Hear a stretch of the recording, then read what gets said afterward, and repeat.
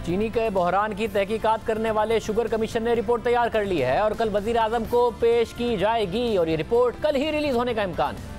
वजीर इत्तलात शिबली फराज पहले ही कह चुके हैं कि रिपोर्ट ईद से पहले जारी की जाएगी। कमीशन को पहले 25 अप्रैल तक की मोहलत दी गई, फिर उसके बाद कमीशन को 3 हफ्तों की मोहलत मिली और अब ये मोहलत भी ख़त्म हो गई है, जिसके बाद ये रिपोर्ट सामने आने का इम्कान है। ज़राए के मुताबिक कमीशन ने रिपोर्ट तैयार कर ली है और इस रिपोर्ट की एग्जीक्यूटिव समरी 150 से ज़ायद सफ़हात पर मुश्तमिल है और इसके कई वॉल्यूम्स हैं। 4000 से ज़ायद दस्तावेज़ात भी इस रिपोर्ट का हिस्सा हैं।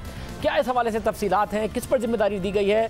जाहिद गिशकोरी हमारे साथ मौजूद हैं। जाहिद, क्या ज़राए बताते हैं जो 3 अरब की सब्सिडी पंजाब हुकूमत ने दे दी, हालांकि वफाकी हुकूमत ने सब्सिडी से मना किया था, उसका क्या तयन किया गया है जिम्मेदारी का और किस किस बात का तयन किया गया? जो हमें ज़रा से पता चला है कि कमीशन ने 2 महीने 3 दिन लगाए हैं इस तफसीली रिपोर्ट को तैयार करने के लिए। उसके जो चीदा नकाद हमने अपने सोर्सेज से हासिल किए हैं, तो मैं आपको बता सकता हूं कि कई लोग ऐसे हैं, या तो ये हुकूमत का हिस्सा हैं या पिछली हुकूमत का हिस्सा थे, उनके लिए ये रिपोर्ट एक बमशेल से कम नहीं है।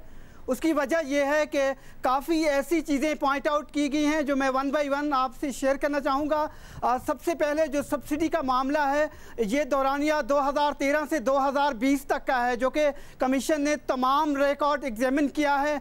कल लगभग 24 अरब रुपए की मुख्तलिफ सूबाई हुकूमतों और वफाक की तरफ से शुगर मिल मालिकान को इस 7 साल में सब्सिडी दी गई है। कमीशन का ये ख्याल है, जब उन्होंने इसका ऑडिट किया है, तो ये सब्सिडी उन किसानों तक नहीं पहुंची, बल्कि तमाम तर फ़ायदा इन शुगर मिल मालिकान को ही हुआ और कमीशन चाहता है कि इस पर तहकीकात होनी चाहिए। कमीशन की ये फाइंडिंग्स हैं जो हमें ज़रा से पता चला है कि कम से कम 33 अरब रुपए की टैक्स एवेजन की गई है मुबैना तौर पर इस केस में। तो सबसे ज़्यादा अहम रोल जो एफपीआर का नज़र आ रहा है, उसको इन्वेस्टिगेशन देने की सिफारिश की गई है। सिंध के चीफ मिनिस्टर मुराद अली शाह का एक बड़ा पूरा एक आधा वॉल्यूम है, इस पर डिस्कशन की गई है। सबसे पहले इसका role as a finance minister सूबा सिंध में था, सब्सिडी देने के हवाले से बिलखसूस ओमनी ग्रुप को सब्सिडीज़ गई हैं। इसके अलावा वो दोबारा चीफ मिनिस्टर बने उसी टर्म में 2018 में, उस पर भी एक बातचीत की गई है।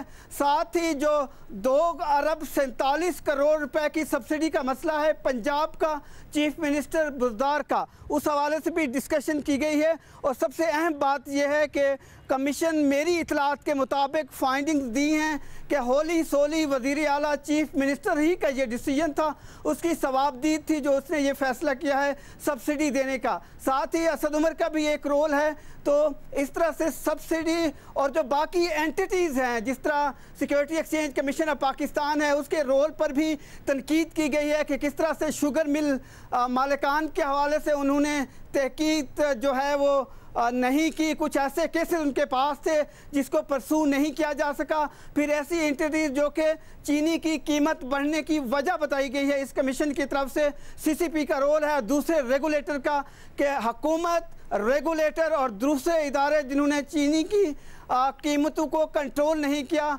वो तमाम तर कलेक्टिवली उस पर रिस्पांसिबिलिटी फिक्स की गई है। बहुत शुक्रिया आज़ाद गिशकोरी, तफसीलात बता रहे थे। देखते हैं वज़ीर आज़म इस हवाले से क्या फ़ैसला करेंगे जब इस रिपोर्ट के मंदरजात सामने आते हैं।